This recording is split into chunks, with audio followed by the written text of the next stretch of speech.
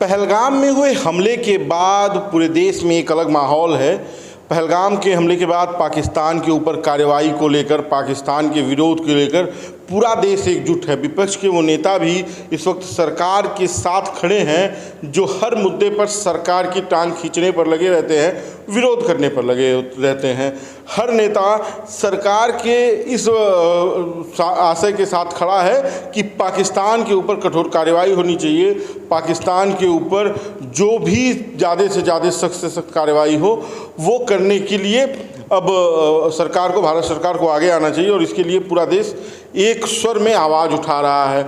चाहे वो सिंधु जल समझौता रद्द करना हो, या फिर ये अटारी बाघा बॉर्डर सील करना हो, या जो सार्क देशों का वीज़ा है उसे निरस्त करना हो, या पाकिस्तान के जो एम्बेसी में लोग हैं उनकी संख्या घटानी हो, पाकिस्तानियों को भारत से वापस भेजना हो, ऐसे तमाम मुद्दों पर लेकर पूरा देश एक स्वर में सरकार के साथ खड़ा है। लेकिन इसी बीच अभिमुक्तेश्वरानंद जो शंकराचार्य हैं, उनका एक बयान आता है।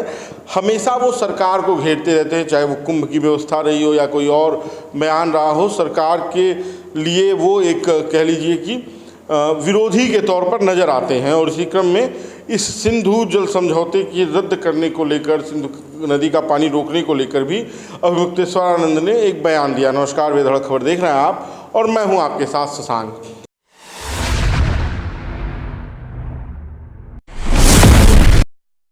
है कि सिंधु नदी का जल रोक दिया जाएगा पाकिस्तान जाने से। हमने पता किया कि सिंधु नदी का जल रोकने की क्या व्यवस्था भारत सरकार के पास है, तो पता चला कि सिंधु नदी का जल रोकने की कोई व्यवस्था ही नहीं है भारत सरकार के पास। और अगर भारत सरकार सिंधु नदी का जल पाकिस्तान में जाने से रोकने के लिए व्यवस्था करना शुरू करे तो कम से कम 20 साल लगेगा। कि पैसा कितना लगेगा वो तो छोड़ ही दो, 20 साल का समय कम से कम लगेगा, तब ही सिंधु नदी का जल रोक पाएगा भारत अपने यहाँ। और आप कह दे रहे हैं हम सिंधु नदी का जल रोक देंगे। मतलब कैसे, आप क्या कर रहे हो आप? इसका मतलब है कि जनता को मूर्ख बनाया जा रहा है। अब हम आपको बताएंगे कि शंकराचार्य अभिमुक्तेश्वरानंद ने सरकार को किस तरह से घेरा है। सिंधु घाटी जल समझौता को लेकर उन्होंने ये बयान दिया है। शंकराचार्य ने कहा है कि इतना आसान नहीं है इस समझौते को रद्द करना। किस तरह से सरकार रद्द करना चाहती है ये बताए। पहले तो ये जान लीजिए कि ये समझौता है क्या। जब भारत और पाकिस्तान का विभाजन हुआ, जब बंटवारा हुआ, तो सिंधु नदी के जल को लेकर एक नियम बनाया गया जिसे सिंधु नदी जल समझौता कहते हैं, जिसमें यह है कि भारत और पाकिस्तान इस नदी के पानी का कैसे उपयोग करेंगे। तो नदियों का विभाजन हुआ। समझौते के तहत सिंधु नदी प्रणाली की 6 नदियों को 2 समूहों में विभाजित किया गया।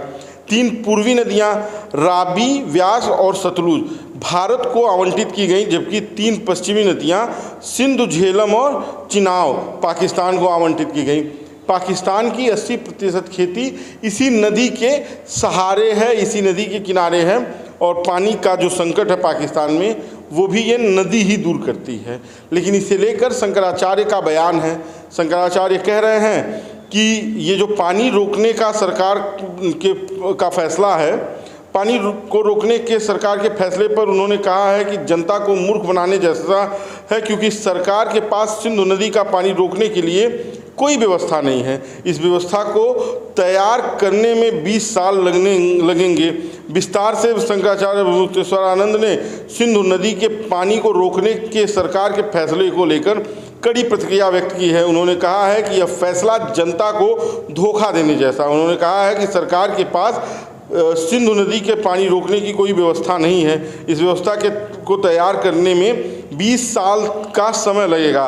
पैसे की तो बात छोड़ ही दीजिए। शंकराचार्य ने कहा कि सरकार को पहले सिंधु नदी का पानी रोकने की क्या व्यवस्था बनानी चाहिए, उसके बाद ही उसे लागू करना चाहिए। उन्होंने कहा है सरकार को सिंधु नदी के पानी को लेकर जनता को गलत जानकारी नहीं देनी चाहिए।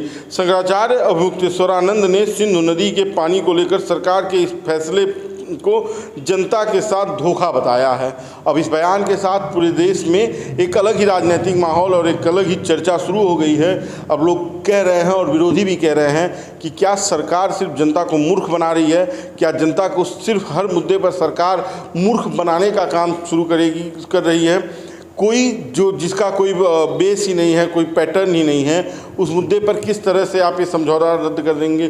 क्या वहाँ कोई बांध बना हुआ है जिसके तहत आप पानी रोक देंगे, या अगर पानी रुका, बरसात का पानी इकट्ठा हुआ, बाढ़ के हालात बने तो उसे फिर कैसे कंट्रोल करेंगे? इन तमाम मुद्दों को लेकर अब चर्चाएं छिड़ चुकी हैं। राजनीतिक गलियारे, सोशल मीडिया और तमाम न्यूज़ प्लेटफॉर्म्स पर भी अब ये चर्चा चल रही है शंकराचार्य के बयान के बाद। इस पर आपकी क्या राय है, हमें कमेंट बॉक्स में बताइएगा, वीडियो शेयर कीजिएगा। धन्यवाद।